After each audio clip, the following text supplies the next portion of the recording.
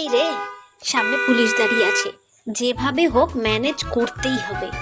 Stop stop, আপনি helmet না পরে গাড়ি চালাচ্ছেন, ফাইন লাগবে 500 টাকা ম্যাডাম। স্যার, ডান্স ক্লাসে যাচ্ছি, ক্লাসে প্রচুর প্রেশার, পড়তে ভুলে গেছি। নেক্সট দিন অবশ্যই পড়ে আসবো, আর আপনাকে দেখিয়েও যাব। আজ খুব দেরি হয়ে যাচ্ছে, টাকাটা অন্য দিন দিয়ে দেব। টাটা। আচ্ছা যান।